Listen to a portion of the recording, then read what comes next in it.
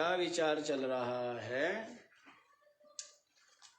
कि आत्मा में देहत्व को अज्ञान के योग से क्या कर लेता है, देखता।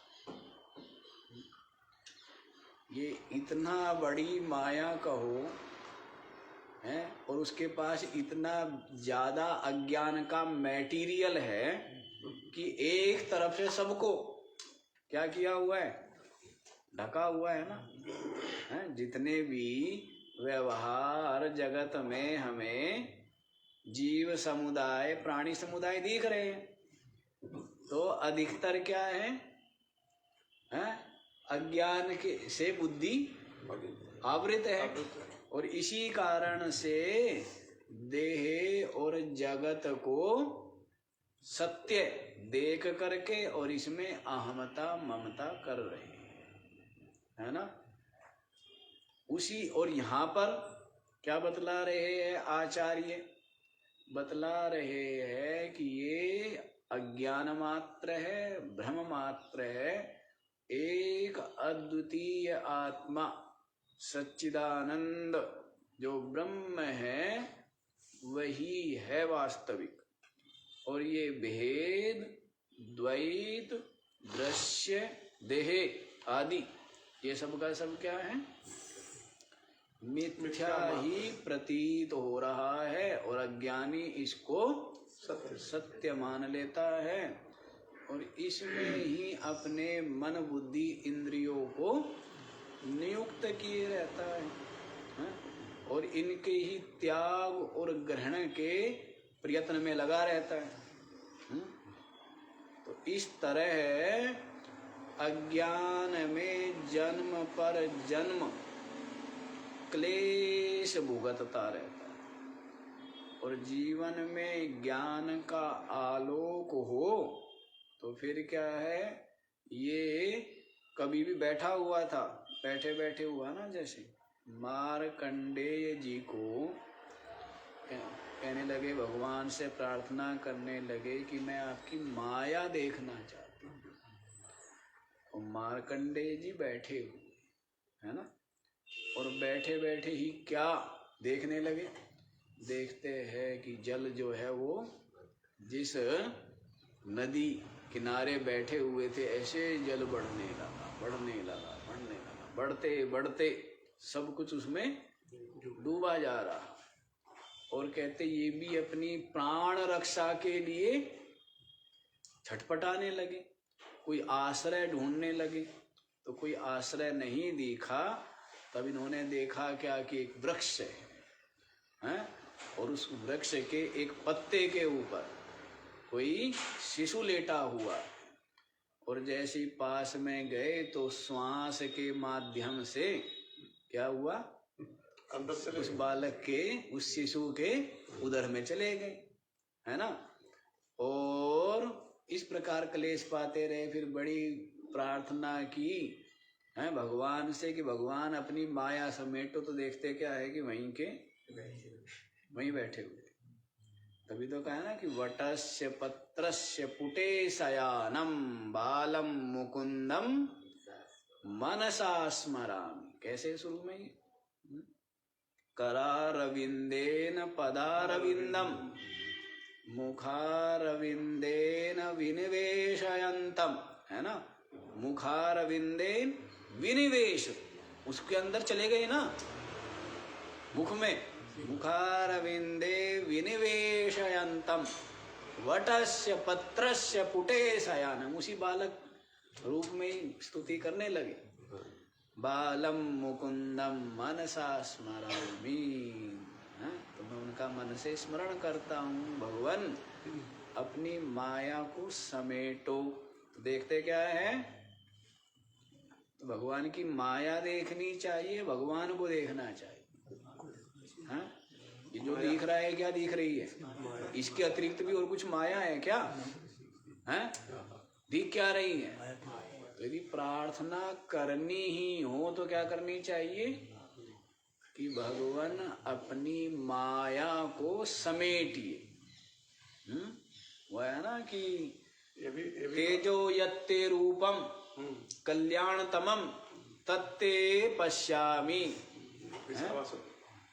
आया है ना। तेजो यत्ते रूपम कल्याणतमम तत्ते पश्यामि यो असा वसौ पुरुषा सोऽहमस्मि। ईशावास्योपनिषद का अंतिम ही ऐसा है। एक थोड़ा अंतर लग रहा है। यहाँ पे आपने कहा प्रार्थना करो कि अंधकार को अपने माया को समेटो, यहाँ पे कहा प्रकाश को दिखाओ, तत्ते पश्यामि। हाँ जी, हाँ जी, वो जोड़ना है, आधे हो जाएगा ना वो पूरा तो तभी होगा जब प्रकाश आए। प्रकाश कि आपका जो तेजोमय स्वरूप है उसको मैं देख सकूं, इसलिए आप क्या करिए, इसको हटा दी। अपावृणु हिरणमयेन पात्रेण सत्यस्यापि हितं मुखम तत्वं पूषन् अपावृणु सत्य धर्माय दृष्टि। मैं क्या हूँ, सत्य धर्मा हूँ, पहले सत्य धर्मा बनना पड़ेगा। यूं ही कहते कहते रहने से थोड़ा होगा, क्या बनना पड़ेगा, हैं? मन में, वाणी में, आचरण में, सब में क्या सत्य। हाँ, सत्य धर्म हो गया, स्वभाव बन गया सत्य का, था ना, सत्य भाषण। फिर ऐसी सत्यनिष्ठ सत्य धर्मा ऐसे हो गया। तो सत्य धर्मा हूं मैं, तो मेरे लिए आप क्या करें, अपना ये जो आच्छादित है ना स्वर्णमय पात्र से जो आपका मुख, इसको हटा दीजिए। तो वैसे ही प्रार्थना करनी चाहिए कि माया का ये पर्दा हट जाए और स्वरूप का बोध हो, स्वरूप का साक्षात्कार।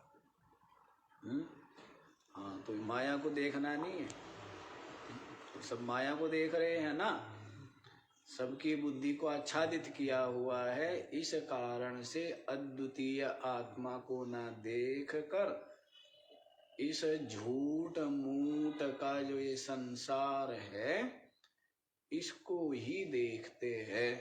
देखे तो भी कोई फर्क नहीं था, पर सत्यवत देखते हैं। समस्या वहां है ना। जो रस्सी में आपको सर्प दिख रहा है, आपने रस्सी रज्जू को एक बार तत्व का ग्रहण कर लिया, उसके पश्चात भी वो भासता है, भासता रहे, कोई दिक्कत। ये रस्सी को जला के चैन मानोगे, जलाओगे क्या उसको, कोई प्रयोजन नहीं, कुछ ना कुछ काम ही आएगी वो भी। तो यदि वो दिख रहा है, दिखता रहे, लेकिन बुद्धि में क्या निश्चय हो गया है, अब आपके लिए वो भ्रम का, भय का, पीड़ा का हेतु है क्या। वैसे ही ये जगत जिसके लिए प्रतीति मात्र है, भासमान मात्र है, मिथ्या बुद्धि जिसकी हो गई है, उसके लिए भय, विक्षेप, चिंता, अशांति, क्लेश का हेतु ये नहीं बनता है। और बाकी रहता रहे, लीला है, नाटक है, आनंद लो, है, सबसे प्रेम करो, सबसे मीठा बोलो। और जो अज्ञानी है उनके लिए तो सत्य है ये, तो उनको तो यही चाहिए ना, है?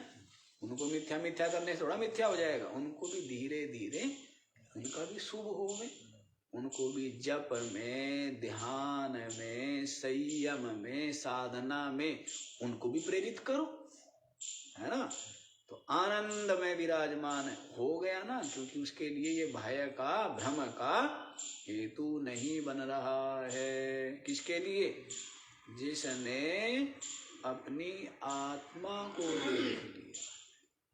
और अज्ञानी जो है वो आत्मा में देहत्व को देखते हैं। ये भ्रम मात्र है, अनेकों आपको दृष्टांत दे दिए, है ना, कि दूर से बड़ी वस्तु भी छोटी दिखती है, तो छोटी हो गई क्या वो, दिखने मात्र से। तो वैसी देख रहे हो आप आत्मा में देह को, है ना, ये भ्रम मात्र ही है। भगवान देह तो दिख ही रही है, तो कहाँ दिख रही है, आत्मा में ही तो दिख रही है सब कुछ। सब बस इतनी अंदर सत्ता तो बुद्धि नहीं होनी, सब कुछ सारा। ये भाई मुझे थोड़ी खटकती क्यों है कि आत्मा में ही देह बुद्धि कर लेता है। आत्मा में ही देह तो कल्पित है ही है। हाँ, उसी को तो बता रहे हैं।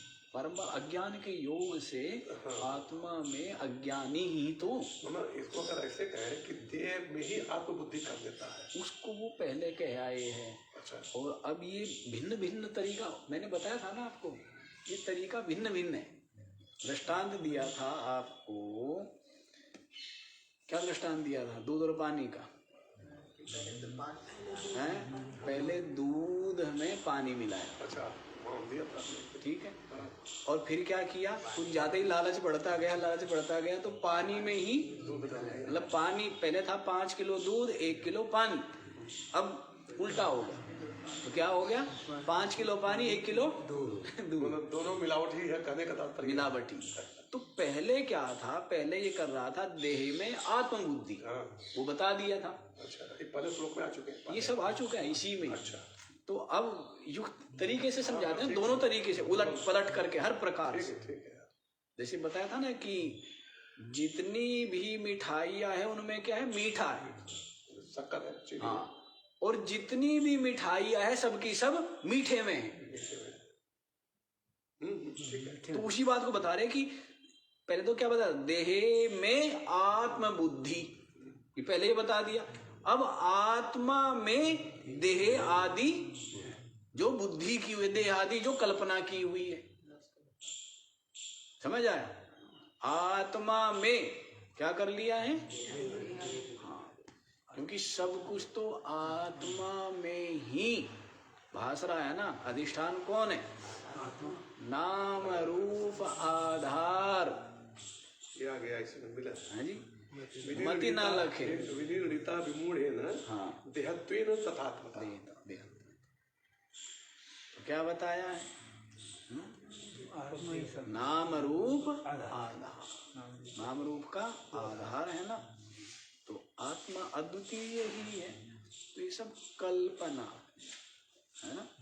तो आप एक चीज थोड़ा सा और यहाँ पर भी, चलो आपने इसे छेड़ा है, एक चीज और सूक्ष्मता यहाँ देखिए।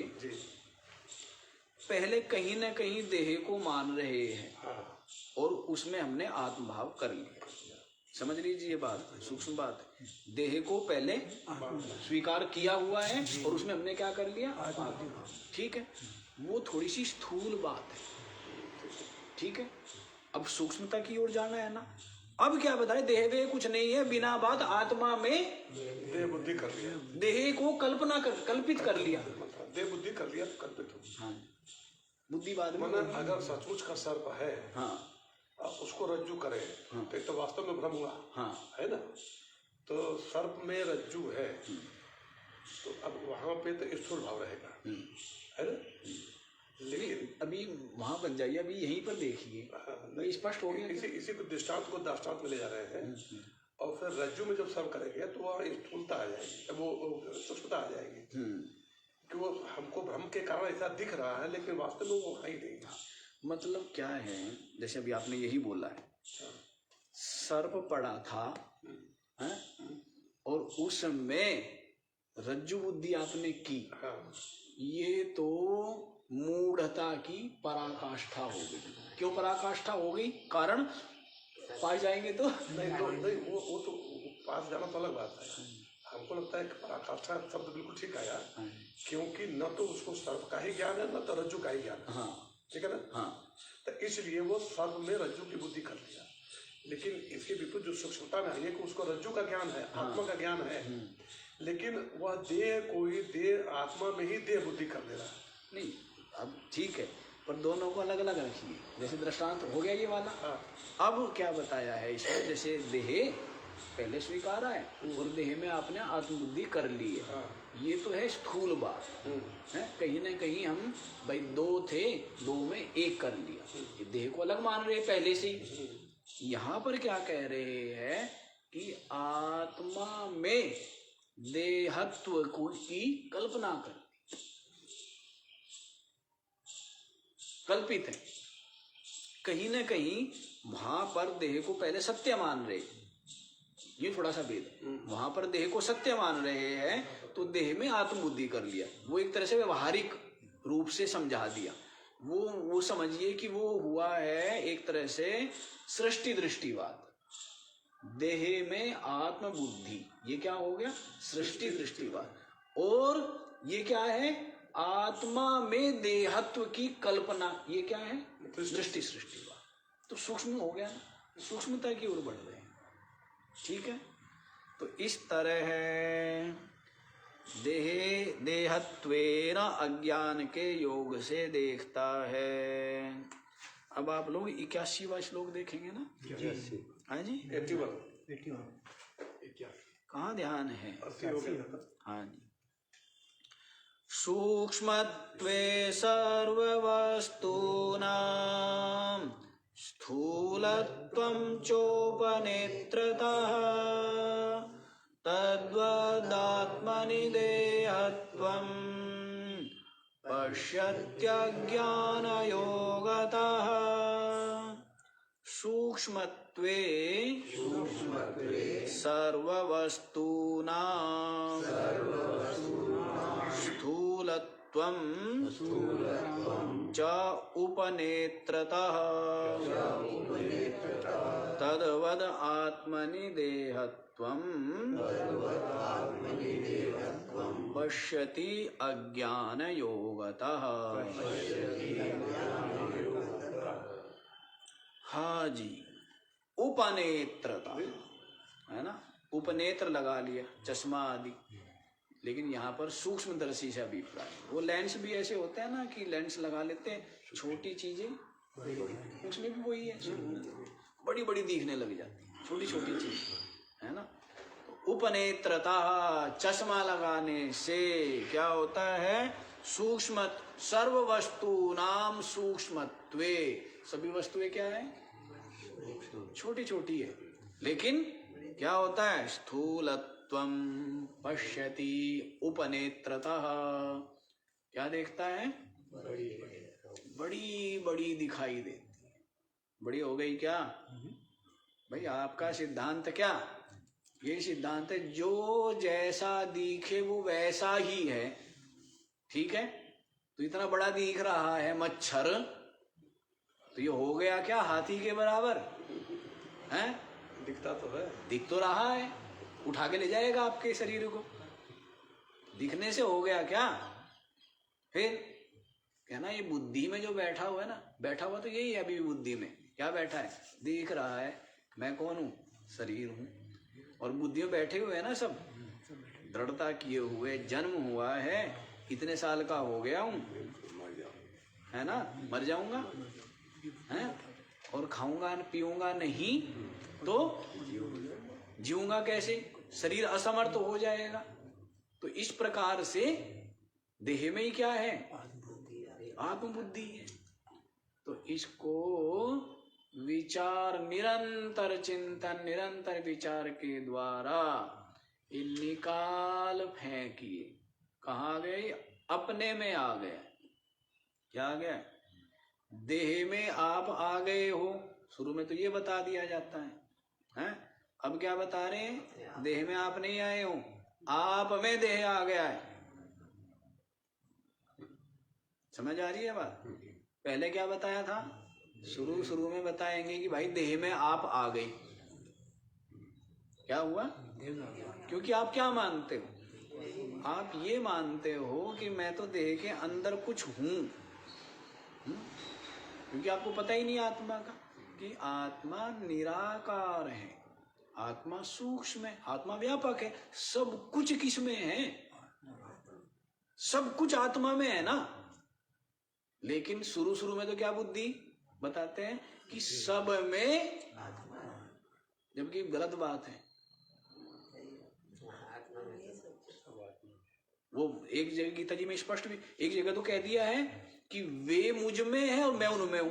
और आगे ही दूसरे तीसरे श्लोक बाद में क्या कह दिया है कि सब मुझ में है, मैं उनमें नहीं हूं।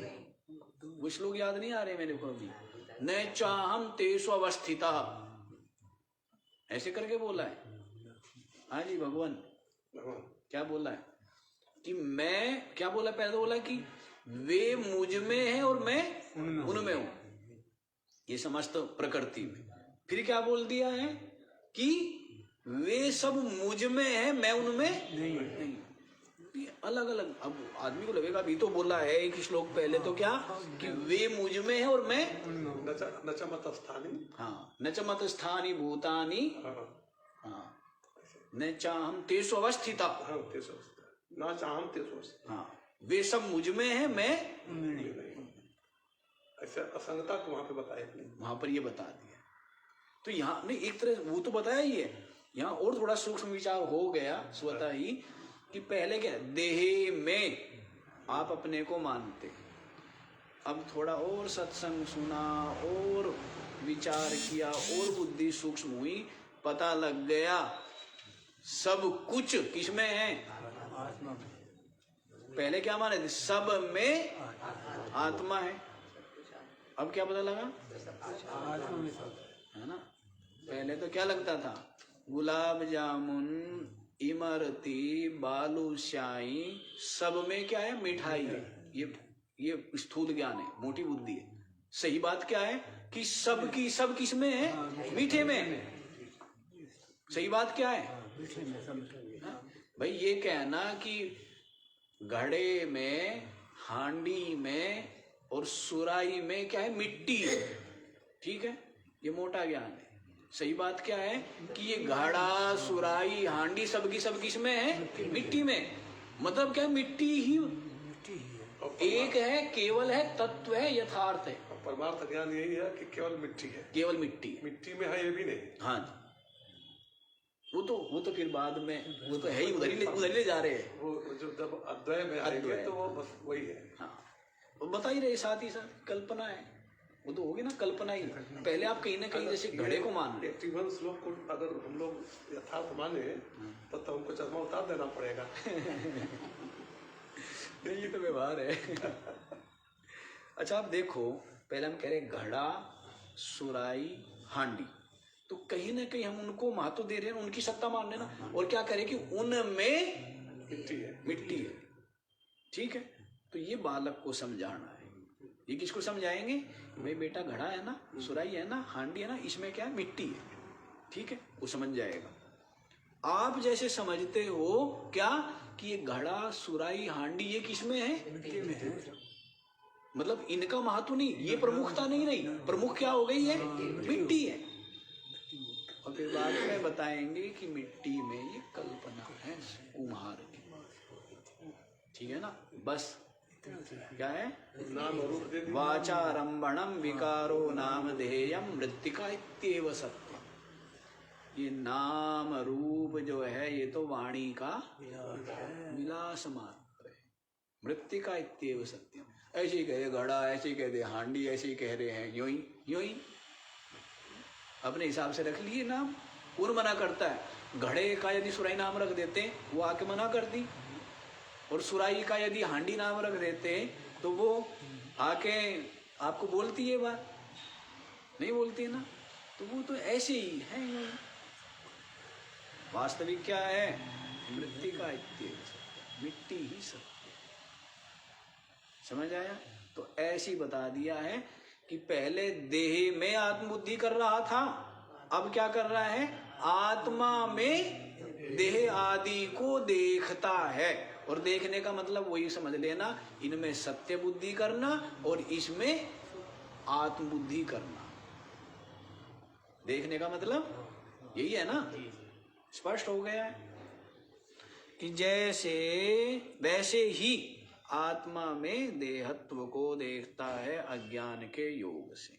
82वां श्लोक भी देख लीजिए, क्योंकि ज्यादा तो व्याख्या इसमें कुछ है नहीं। काच भूमौ जलत्वं वा जल भूमौ हि काचता तद्वदात्मनि देहत्वं पश्यत्यज्ञानयोगतः। काच भूमौ जलत्वं वा जल भूमौ हि काचता तद्वद आत्मनि देहत्वं पश्यति अज्ञानयोगतः। हाँ जी, बिना थके और बिना आलस किए हैं, संत लोग और श्रुति भी कृपा करके पुनः पुनः इसी बात का प्रतिपादन कर रहे हैं कि सब कुछ जो अद्वितीय परमात्मा है उसमें ही भास रहा है, मिथ्या ही भास रहा, बिना हुए ही भास रहा है। और ये बात शीघ्र से शीघ्र क्या कर लेनी चाहिए, समझ लेनी चाहिए और धारण कर लेनी चाहिए। जो भी देखिए, पहले भी हमने कहा होगा, जो कपिल जी महाराज है, कपिल भगवान ये तो क्या है, सांख्य दर्शन के जो प्रणेता रहे हैं, पूर्ण ज्ञानवान है। उनके पास ज्ञान लेने के लिए सब आते थे, अनेकों साधक जिज्ञासु मुमुक्षु। उनकी माता जी के साथ ही वो रहते थे। अपनी माता जी को कुछ नहीं बोले वो कभी। क्यों? उनकी माता जी की किस में निष्ठा थी? जगत में ही निष्ठा थी, दृश्य में ही निष्ठा थी। इनके द्वारा सुखी, ये हो जाएगा ना बेटा हम सुखी हो जाएंगे, ये हो जाएगा ना तो फिर हम सुखी हो जाएंगे। लेकिन जब उसकी माँ को भी विवेक वैराग्य की जागृति हुई तब तक वो कुछ नहीं बोले, तब उपदेश दिया। जब उसने, उसकी माँ स्वयं आई, निर्विण्णो हम असदिंद्रिय तर्षणात्, मैं दुखी हो गई हूं इन इंद्रियों की पेट भरते भरते, इनको भोजन देते देते, इनकी इच्छाओं की पूर्ति करते करते मैं क्या हो गई हूं, तंग हो गई, अत्यंत दुखी हो गई हूं। कैसे मुझे चैन मिले, कैसे शांति मिले? तब कपिल जी ने उपदेश, उससे पहले चुप रहना चाहिए। समझदार जो है वो चुप रहता है ना। ऐसे ही नहीं कि हाँ भाई धरा और उसको ज्ञान देना शुरू करें, नहीं। जब वो ही नाक रगड़े, प्रार्थना करे महाराज, है ना, तो तब क्या होगा, प्यासे को जल पिलाएंगे तो वो क्या है, जल पी करके तृप्ति संतुष्टि उसको अनुभव करता है ना, नहीं करता है। तो प्यास ही नहीं है तो उसको क्या है, प्याऊ लगाया हुआ है, पियो पियो जबरदस्ती पियो। अब वो क्या करेंगे, एक घूंट भरेंगे और बाकी डाल देंगे ना, खराब ही करेंगे। तो वैसे ही है ना। तो जो जिज्ञासु है तो उसको कहने की आवश्यकता ही नहीं, वो तो शीघ्र से शीघ्र बड़ी तपस्या करके, पुरुषार्थ करके, निरंतर चिंतन करके, निरंतर अनात्मा को दूर हटा करके आत्मचिंतन करता हुआ शीघ्र से शीघ्र अपनी आत्मा को ही अनुभव कर लेना, परमात्मा को ही पा लेना चाहता है ना। तो तीव्र जिज्ञासु, तीव्र मुमुक्षु नहीं। हाँ, ऐसे ही थोड़ा होते हैं। अब आपके सामने बैठे हैं स्वामी जी, तो क्या जरूरत थी? क्यों जी सेठ जी, कोई जरूरत नहीं थी, हैं?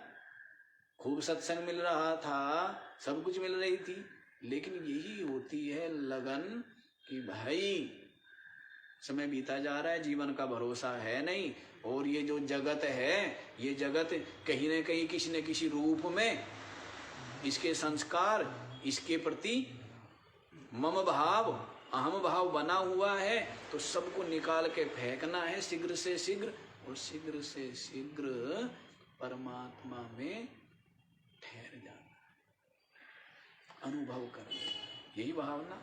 तो बाजी लगानी पड़ती है, ठीक है ना। जो बाजी लगाते हैं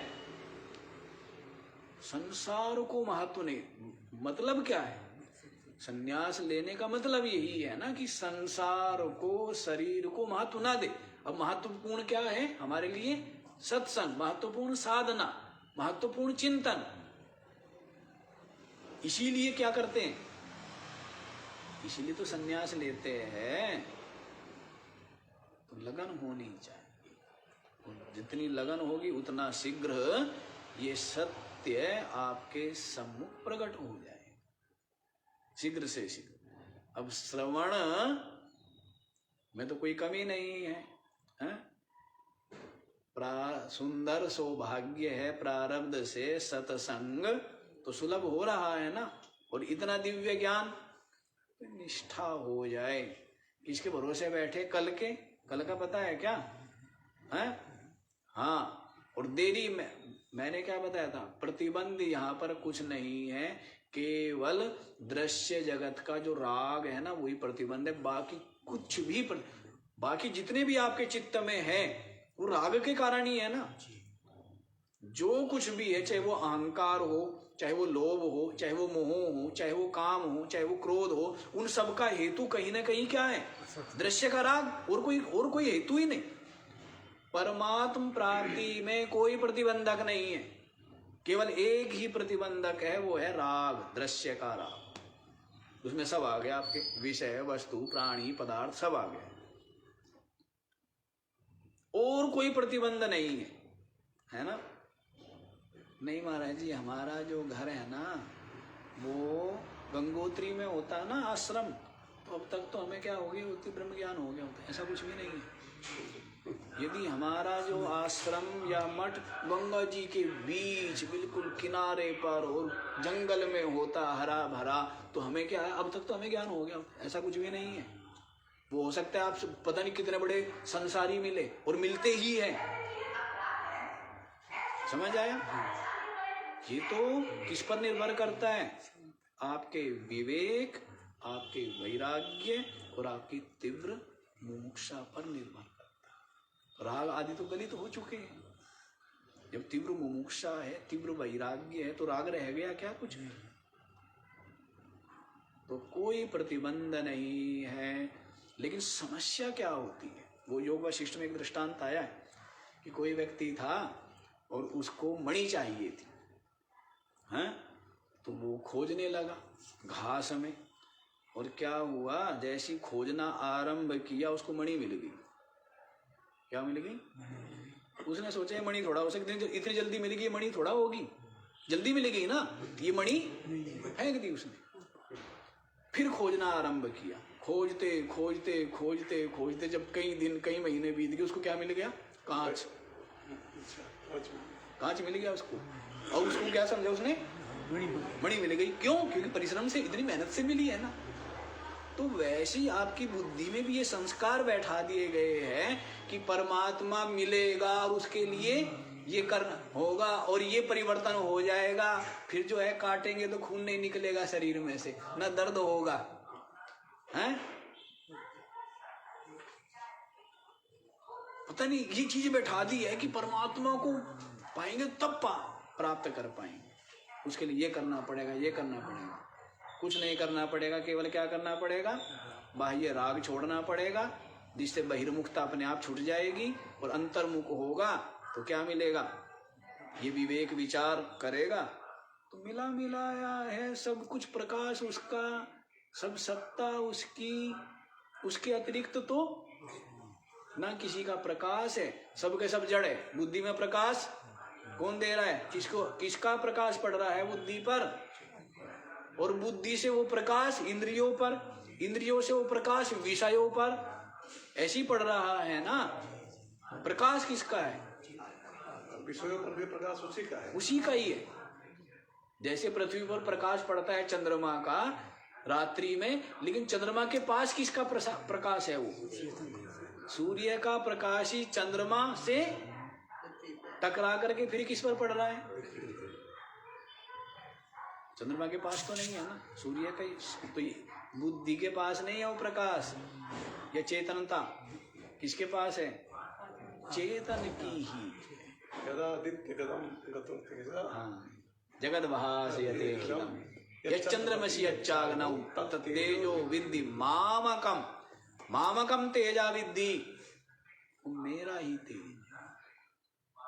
उसके लिए बोला बाबा की छंदा आपने सुनाई थी ना। आज के साल भर पहले दिव्य चेतन जी महाराज हमको कहे कि ये सूर्य का प्रकाश भी जड़ प्रकाश है, हमने आप किसी करेंगे। तो बड़ा देर तक हमने बहस किया। अंत में उन्होंने कहा कि अच्छा इसको विचार करना, फिर हमसे बात करना। अब विचार करने पे आया कि वास्तव में सूर्य का जो प्रकाश वो जड़ प्रकाश है, वो तो चेतना जानते ही उसके नहीं। कारण हो रहा है। सूर्य के जैसे पास, अग्नि का प्रकाश तो जड़ प्रकाश है, सूर्य के पास प्रकाश है, इस बात को सूर्य को पता ही नहीं। पता ही नहीं है। इस बात को किसको पता है?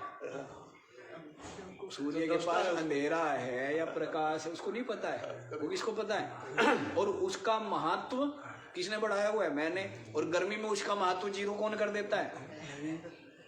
हैं? उसका महाप्रकाश, उसके जो ताप है, उष्णता, उसको क्या कर देते हैं हम लोग? माइनस। इस समय और सर्दी में क्या कर देते हो? हैं? प्रार्थना करते कि रोज आप जल्दी आइए। तो ये सब किसका है ना? ये सब है ना? पता है कि रूप किस लिए चाहता है? मूर्ति तेरी मोहनी, तेरी चमक है सूर्य में, शशिमा ही तेरी रोशनी। तुझसे ही सब कुछ भासता, जो दृष्ट है अदृष्ट है श्रेष्ठ से भी श्रेष्ठ तू पर चाह करके भ्रष्ट, पर चाह करके भ्रष्ट, चाह करके भ्रष्ट, चाह करके भ्रष्ट भ्रष्ट, भ्रष्ट हो गया ना। चाह तो बड़ी बड़ी बातें कही है संतों ने, तो यहाँ तक कह दिया है कि वो पूरा वेदांत ही ऐश्वर्य क्यों है चाहता, तू ईश का भी ईश है। तेरे चरण की धूलि पर ब्रह्मा झुकाता शीश है। सब जगह मत कहना है संसारियों के बीच में, ठीक है ना? ये बात, हाँ, ये बात गुप्त बात है, ठीक है ना?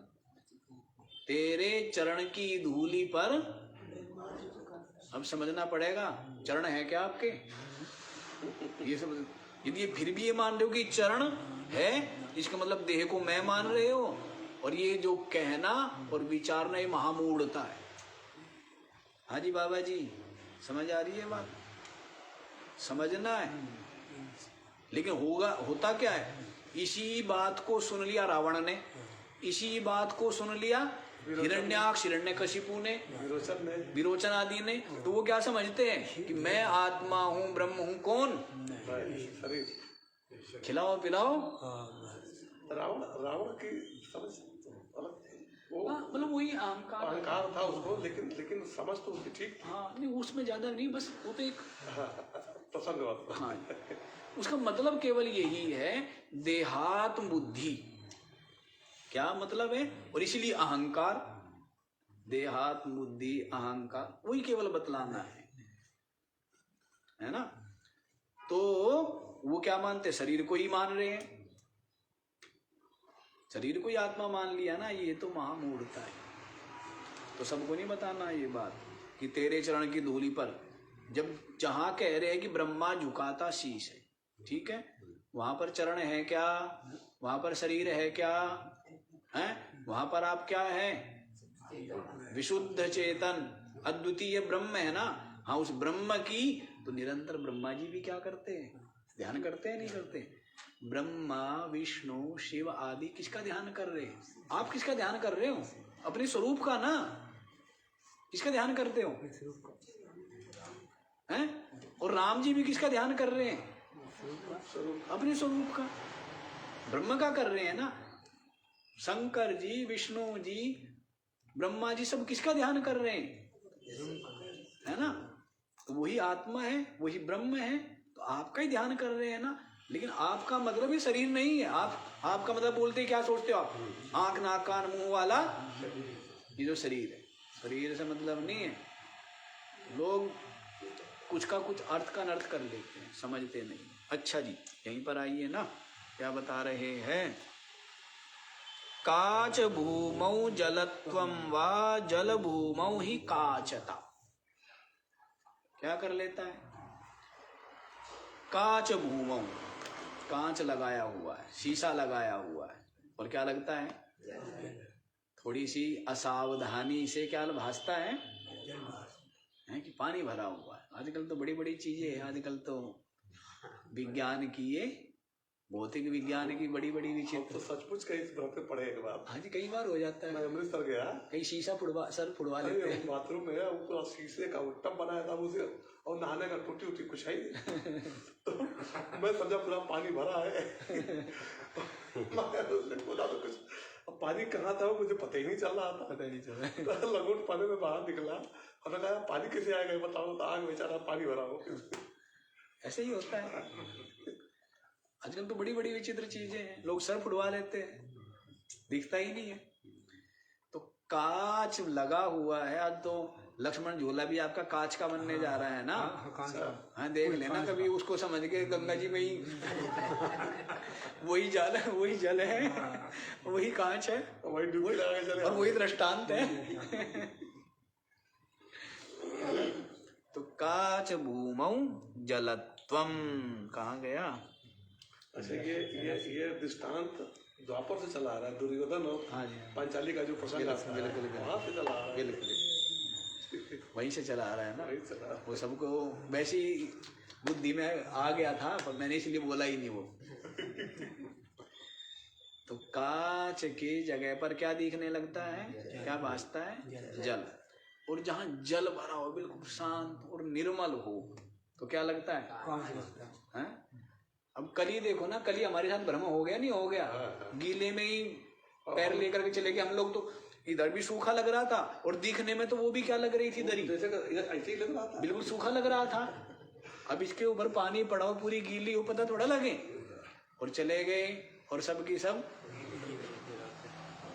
हाँ, वो कह भी रहे थे हमें कि महाराज उधर गीला हो गया, गीला हो गया। लेकिन हम तो देख करके, हम तो समझदार है ना, तो हम देख करके चले कि नहीं, गीला तो लग नहीं रहा है ये दरी, ये तो ठीक है बिल्कुल। वो मैट वैट बिछा रखी थी। अब चले तो वो तो बिल्कुल कीचड़ की तरह। तो हो जाता है ना, ये भ्रम हो जाता है। तो वैसे ही जल जहां पर है वहां पर काचता भासती है, दिखने लग जाती है। तो दिखने से वो सत्य हो गई क्या? तो हे महामूढ़, आचार्य कह रहे अपने शिष्य को, वैसे ही अपनी आत्मा में अज्ञान के योग से देहत्व को सब क्या करते हैं? सब अज्ञानी देखते हैं। अज्ञान के योग से किसको देख रहे हैं? देहत्व को देख रहे हैं। ऊपर आ गए आप लोग, श्रवण करते करते ऊपर आ गए ना। पता है ना, पहले तो स्थूल बता दिया है, अब हम सूक्ष्मता की ओर बढ़ रहे हैं। आत्मा में ये देहत्व, ये दृश्य, ये द्वैत, ये जगत, सबका सब इसको देखता है अज्ञान से। इसको कैसे देखता है? ये सत्य नहीं। पहले इसको बोला है सत्य, कि देह में आत्मबुद्धि कर लेता है। भाई देह अलग है, देह जड़ है और तू चेतन है।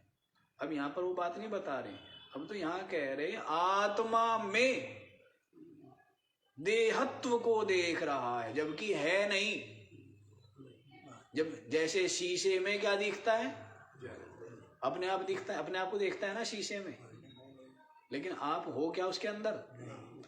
हैं? देखता तो अंदर ही है, अपने को नहीं है ना। दिखने से हो जाता है क्या? तो उसी बात को यहाँ पर पुनः पुनः बतला रहे हैं। आगे वाला भी देख लीजिए जी, कौन सा श्लोक है ना? 83 है ना। यद्वदग्नौ मणित्वं हि मणौ वा वह्निता पुमान् तद्वदात्मनि देहत्वं पश्यत्यज्ञानयोगतः। यद्वद अग्नौ मणित्वं हि मणौ वा वह्निता पुमान् तद्वद आत्मनि देहत्वं पश्यति अज्ञानयोगतः। हाँ जी, सर्दी हो रही है और बंदरों को क्या लगती है? ठंड लगती है ना बंदरों को। हाँ, अब बंदर क्या सोचते हैं? ठंड लग रही है, और इन आप लोगों को देख लिया उन्होंने। क्या देखा? पहले आप लोगों को भी ठंड लगती थी, कपड़े तो होते नहीं थे, तो क्या करते थे? आग जला करके और बैठ गए और सबके सब तापते थे ना आग से। तो बंदरों ने चीज देख लिया ये बात, छिप करके देखा कि आदमी ऐसा कर रहे, इसका मतलब कुछ ना कुछ चमत्कार है। तो बंदरों आग कहाँ से लेके आओ, तो वो गुंजा होता है ना, गुंजा है वो लाल लाल सी होती है जो कहते हैं घर में कलह करा देती है, वो दाल रत्ती, तो वो इकट्ठे कर लिए बंदरों ने, वो भी क्या है लाल लाल है। और इकट्ठे करके बंदरों ने क्या सोचा, अब आग तो जल गई, और सारे मिल करके बैठ जाते एक दूसरे से सट करके, और क्या सोचते अब मिल के बैठने से क्या होती है, अब वो समझते ये सब क्या है, ये जो आग जल रही है ना ये सारा इसका प्रभाव है, इसका प्रताप है। नहीं, अब बंदरों की इस मूढ़ता पर हंसते हैं। तो वैसे ही तो कार्य सबने किया हुआ है ना, नहीं किया हुआ है कि जो अद्वितीय परमात्मा है, जो कि अपना आत्मा है, अपना स्वरूप है, उसको न जान के ये जो 5 भौतिक देह है, हाड़ मांस का पुतला, जन्म मरण धर्म आदि व्याधि युक्त, इसको ही मैं मान लेते हैं। तो ये भी तो अज्ञानता मूढ़ता ही है। तो बंदरों के ऊपर ऐसे हंसते हैं, तो वैसा ही तो किया हुआ है ना, नहीं? जैसे बालक के ऊपर हंसते हैं ना, उसकी बुद्धि की सीमितता के कारण उसके बालक के ऊपर हंसते हैं ना, अपने हंसते हैं। तो वैसे ही जो विवेकी है ना, ज्ञानी है, वो संसारियों की बुद्धि के स्तर, संसारी लोग क्या समझते हैं कि महाराज जी ऐसी इज्जत यूं ही थोड़ा होती है, ये इज्जत लगती प्यारी है, अहंकार, सम्मान, प्रशंसा, प्रसिद्धि अच्छी लगती है। उसने ये कह दिया, उसने ये कर दिया, उसने वो हो गया, इसमें ही। और आश्चर्य की बात है, इतने प्राणपण से लगे हुए हैं कि जैसे एक तो हम सदा रहेंगे, और दूसरी बात यदि यहां से हमें कहीं जाना पड़ा ना तो इसको हम साथ लेके जाएंगे। नहीं, कैसे लगे हैं संसारी, ऐसे लगे ना। पहली बात तो क्या, हम यहां से कहीं जाएंगे हिलेंगे ही नहीं, यहां से हम हिलेंगे क्या, हिलेंगे ही नहीं। वो बूढ़े बूढ़े, और कहीं देखते ना बूढ़े ही बल्कि ज्यादा, कहीं लड़ाई की ऐसे प्रसंग की बात हो ना, लंगड़ाता हुआ बूढ़ा ही आएगा, सबसे पीछे से सबसे आगे आएगा। क्यों सेठ जी, जहां मोह की, जहां लोभ की बात हो, स्वार्थ की बात हो, तो कौन आएगा सबसे, सारा परिवार खड़ा हुआ है। नहीं, ये करामात देखी आप लोगों ने, ये नाटक देखा नहीं शायद आप लोगों ने, आप देख ही नहीं पाते। ये काम तो हमारे महात्माओं का होता है ना, हम देख लेते हैं सब कुछ। तो सब खड़े हैं, बहस आदि कर रहे हैं, वो कर रहे, जो बूढ़ा जिसका कोई मतलब नहीं है, सांस भी ले पा रहा था, खाट में पड़ा था, दवाई ले लिया, सांस नहीं आ रहा है, और वो बूढ़ा उठ के आया, निकल के आया सबसे आगे, और कहने लगा हाँ ऐसे कैसे कर दोगे हैं, ये हमारे बालक ऐसे भूखे मरेंगे ही, हम कहाँ जाएंगे। तो बूढ़े तू तो शमशान में जाएगा, कहाँ जाएगा। तो कहने का भाव है कि इतना ज्यादा मोह हो जाता है ना, इतना मोह लोभ आदि होता है। तो ऐसे अविवेक है, ऐसी मूढ़ता होती है। हाँ, तो क्या कैसे आ गया दृष्टांत, ये है अविवेक के लिए आया ना दृष्टांत। तो देखिए, जैसे अग्नि में क्या होता है, मणित्वम ही मणौ वा वह्निता पुमान। अग्नि में क्या देखता है, आग जल रही है, मान लीजिए दीपक जल रहा है कहीं पर थोड़ी दूरी पर, तो ऐसे क्या लगता है आपको। अब जिसको मणि का लोभ है, आपको थोड़ा दिखती है वो, आपको दिखती है क्या, आपको नहीं दिखेंगे। जैसे शेरनी है, आपको क्या दिखती है, मृत्यु, और शेरनी के बच्चे को वैसी वैसे संस्कार भी चाहिए ना, वैसी वो चाहिए, ऐसे नहीं होता है। तो दीपक में अब कोई साधक होगा वो देखेगा ना दीपक की लो दूर चमक रही होगी, उसको तो साक्षात क्या लगेगा, परम प्रकाश रूप परमात्मा जो तो उसी में लगा हुआ है। तो उसके लोभ होना जरूरी है मणि देखने के लिए। सबको नहीं दिखेगी ये चीज, दिख जाएगी। तो दीपक जल रहा था दूरी पर, दीपक की लो देख करके, और क्या लगता है उसको, जिसके चित्त में लोभ है और मणि की चाह से भटक रहा है, उसको लगे मणि है क्या वहां, क्या है, अग्नि है ना। वैसे ही मणौ वावन्निता पुमान, देखने की बात है, गीता जी में आया है ना, क्या, समलोष्ठास्म कांचना, क्या बोला, जो ज्ञानी है विवेकी है उसको क्या दिखता है, लोष्ठ मिट्टी का ढेला, अस्म और पत्थर, और कांचना और सोना, वो सबको क्या देखता है, ठीक ही देखता है, मिट्टी तो है, क्या देखता है। और संसारी की दृष्टि में क्या है, वे अलग अलग है ना, तो अलग अलग होते ना। दो साधक थे, रंका बंका, गुजरात में हुए रंका बंका।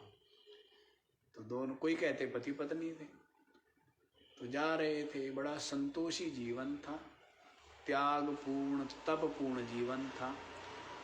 तो जा रहे थे, अकाल पड़ गया कि कहीं और भाई जाएंगे जहाँ पर शरीर का निर्वाह हो सके। तो देखा क्या कि मार्ग में कहीं पर सोने की वो पड़ी हुई है, क्या बोलते हैं उनको, स्वर्ण मुद्राएं, हाँ जी, वो पड़ी हुई थी थैली भर करके, पैर लगा तो दिख गई, वो खिल गई, अरे ये पड़ी हुई है। तो जो रंका आगे चल रहा था उसने पैरों से उनके ऊपर मिट्टी डाली, है ना, और आगे बढ़ने लगा। तो पीछे से उसकी पत्नी ने देख लिया, जो बंका है, उसने देखा क्या कर रहे हो, दिख तो गया उसको।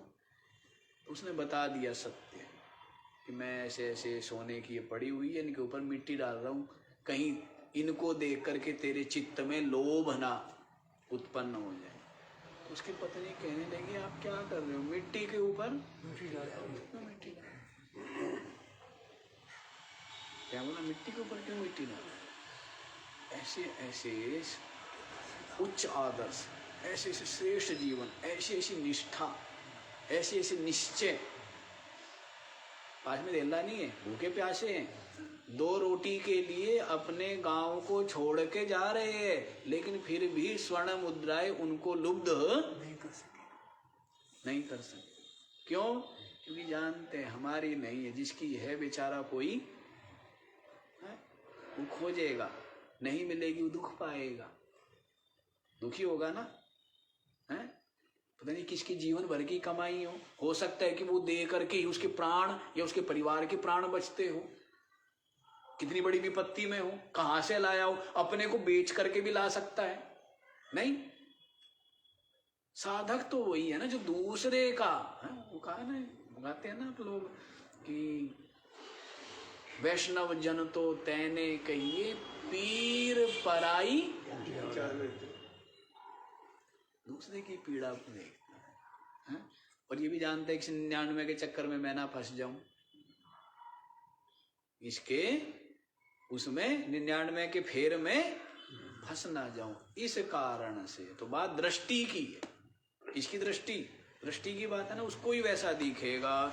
तो यहाँ पर बता रहे, मणौ वा वह्निता पुमान, मणि पड़ी है, लेकिन वो मणि भी क्या दिख रही है, आग दिख रही है, क्या है, आग जल रही, भ्रम हो जाता है, ऐसा भ्रम की बात बता। ऐसे ही आत्मा में जो कि निराकार है, निर्विकार है, विमल है, ऐसी अपनी आत्मा में क्या दिख रहा है, कोई सादृश्यता, कोई सादृश्यता है क्या, अब बताइए कोई सादृश्यता हो, गुण धर्म कोई मेल खाते हो? कोई मेल खाते हैं? एक बिल्कुल जड़ है, और जड़ तो छोड़ दो, उससे तो आगे बात बढ़ गई है, मिथ्या प्रतीति मात्र है। जड़ तो पहले कह रहे थे कि देह जड़ है और आत्मा चेतन है, ये तो पहले कह रहे थे ना, बताया ना आपको। पहले क्या किया है, इतना बड़ा जगत दिख रहा है, पहले उसको तीन पर लाएंगे। किस पर लाएंगे भाई? तीन है वास्तव में, जीव है, जगत है और परमात्मा है। कहाँ आ गया? तीन पर आ। फिर तीन से दो पर लाएंगे। देख भाई, दो ही है, एक जड़ है, एक चेतन है, एक दृश्य है, एक दृष्टा है, एक आत्मा एक अनात्मा है। दो पर ले आए। फिर और सत्संग सुना तो समझ में आएगा दो वो कुछ नहीं है, एक में ही दूसरा भास रहा है। जैसे एक पेड़ है और पानी में एक और दिख रहा है, जैसे सूरज एक है और कई दिख रहे हैं। तो एक है, कहाँ पर ले आए?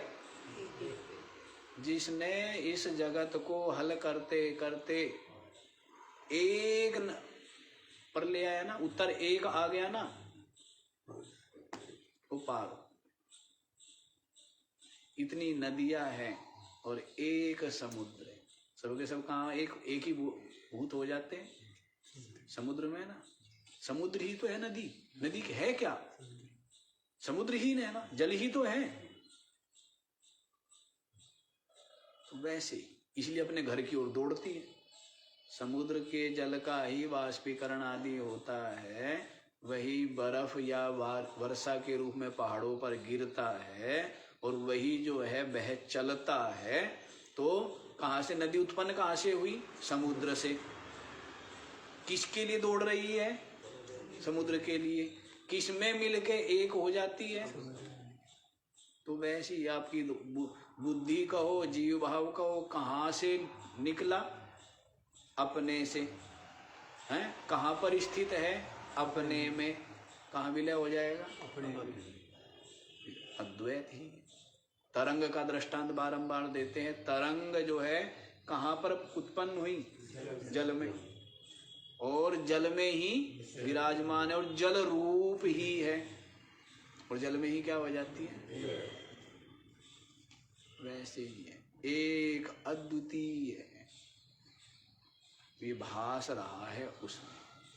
तो जैसे मणि में वन्यता भ्रम से है, ऐसे ही अज्ञान के योग से एक अद्वितीय आत्मा में देहत्वं पश्यति। क्या करता है? देह को देखता है, सारे दृश्य को देखता है, सारे द्वैत को देखता है। यही सत्य है। अच्छा एक बात बताओ, दुनिया ने जो बताया आपको वो सत्य है, या संत लोग जो बता रहे हैं वो सत्य है? पहले तो अपनी खोपड़ी से ये पूछना चाहिए, अपनी बुद्धि से क्या पूछना चाहिए? हा? दुनिया ने बताया, क्या बताया दुनिया ने? संसार सत्य है, यहाँ पर मान प्रतिष्ठा पाना यही जीवन का लक्ष्य है, तेरा जन्म हुआ है, तेरा ये नाम है, हैं? तेरे ये कर्तव्य है, मर जाएगा और शुभ कर्म करेगा तो स्वर्ग मिलेगा, अशुभ करेगा तो नरक मिलेगा। इस तरह है ये जो समझाया है सब ने मिल करके, तो वो सत्य है, या शास्त्र जो समझा रहे हैं वो सत्य है? यदि ये सत्य है तो इसी को ठहराओ ना। क्यों जी? घर में भ्रम से क्या ला के रख लिया? ईंट पड़ी थी, और उस ईंट को सोने की ईंट समझ करके ला के तिजोरी में रख ली। फिर पता लग गया अरे वो तो क्या है? मिट्टी की ईंट है। उसके बाद भी रखोगे क्या? बताओ क्यों जी? फिर तो रखोगे ना, फिर तो सोने वाली उठा के रखोगे। तो वैसी अपनी बुद्धि में संसार को क्यों रखता है? अभी भी संसार के प्रति ही महत्व बुद्धि है, सत्यत्व बुद्धि है। इसीलिए आपको कहा था जब तक जगत के मिथ्यात्व का स्वप्न रूपता का अनुभव नहीं हो, बिल्कुल स्वप्न, तब तक आपके कदम आगे नहीं बढ़ेंगे, क्योंकि आपका मन इसी से तो बंधा हुआ है। किससे बंधा हुआ है? पहले खूंटे से खोलो तो सही, तभी आगे बढ़ पाओगे। तो कहाँ बंधा है आपका चित्त? जगत से बंधा है ना। क्यों बंधा है? जगत में क्या है? अच्छा एक चीज बताओ, जगत में है क्या? सुख है? क्या है? दुख। लेकिन सुख, दुख को ही सुख मान लेता है। दुख को ही क्या मान लेता है? सुख मान लेता है। नहीं मान लेता है। विचित्र ही काम है। जितना दुख पसरा हुआ है फिर भी ना दिखे ना, तो बस बुद्धि में ही गड़बड़ है कुछ ना कुछ। जैसे चीजें गंदगी पड़ी और आपको ना दिखे तो आंखों की कमजोरी है ना। वैसी संसार में यदि दुख रूपता अनुभव में नहीं आई है तो कहीं ना कहीं गड़बड़ी है ना बुद्धि में। दुख ही दुख फैला हुआ है, कहाँ दुख नहीं है बताओ? सब कुछ नश्वर, सब कुछ भयरूप, परिवर्तनशील, रसहीन, सारहीन, फीका। किसी चीज का विचार, किसी की जबरदस्ती नहीं मानना है, विचार कर किसी भी चीज का, तो सब ऐसा है ना। तो फिर क्यों इसको सत्य और सार मानते हो? ये मिथ्या ही प्रतीत हो। यही निष्ठा दृढ़ करो, निरंतर आत्मचिंतन, निरंतर साक्षी भाव, निरंतर आत्म भाव। पीछे बताया ना कि ऐसी भावना करो। विवेक चूड़ामणि में आया था ना, ब्रह्म भावना करो, ब्रह्म भावया, ऐसे करके आया था कि मैं ब्रह्म हूं, ऐसी निरंतर भावना करो। थोड़ा जगत दृश्य व्यवहार से देखो, साधक की बात देखो, गड़बड़ होती क्या है। संसारी की स्थिति अलग है, साधक की स्थिति अलग है, और ज्ञानी की स्थिति अलग है। समस्या क्या होती है कि साधक जो है वो ज्ञानी की तरह ही जीना चाहता है या रहना चाहता है।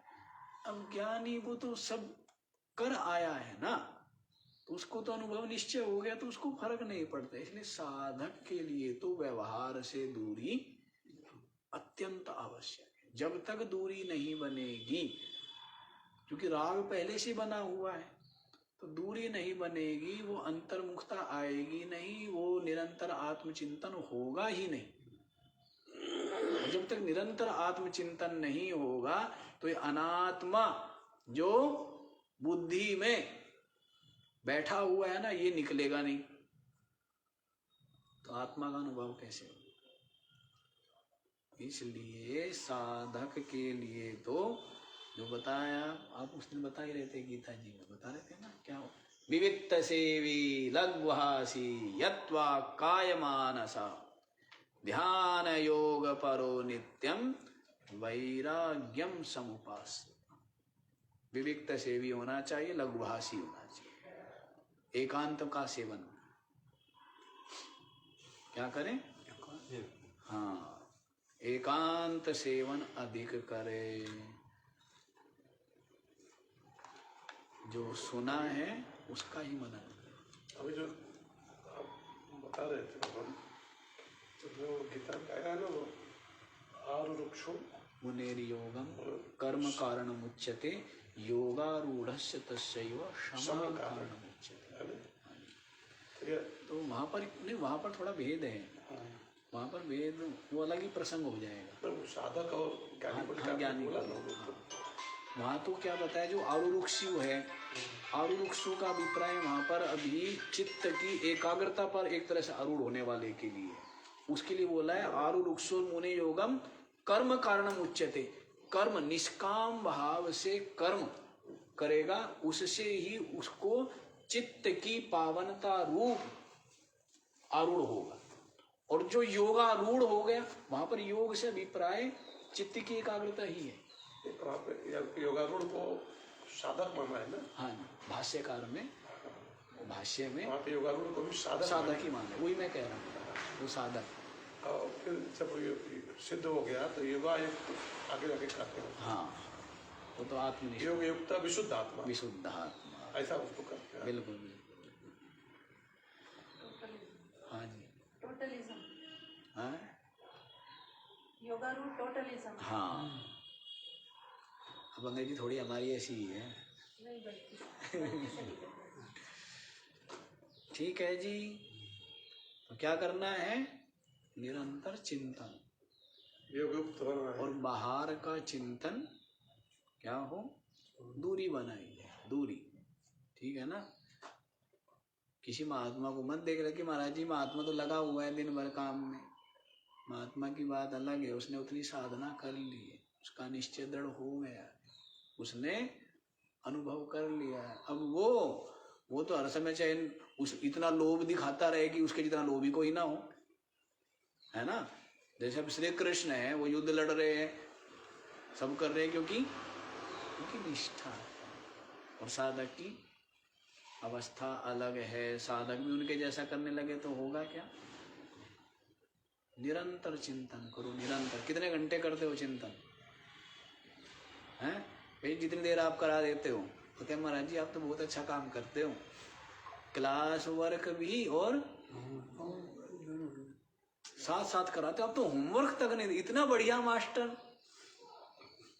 है कि हमें तो सोचना तक नहीं पड़ता। उसे कहना सोच भी आप ही लेते हो हमारी तरफ से और उत्तर भी आप ही दे देते हो, कहना पूछ भी लेते हो और बता भी देते हो, है ना? वो तो बढ़िया लगता है। लेकिन उससे होता क्या है ना, ज्यादा बढ़िया मास्टर होने से जो स्टूडेंट है उनकी बुद्धि क्या हो जाती है? जब बना बनाए मिले तो उससे क्या होगा? हाँ, तो ऐसा ना हो जाए, अपनी बुद्धि की भी कसरत करो, मतलब विचार करो, चिंतन करो निरंतर। चलो समय ज्यादा हो गया। ओ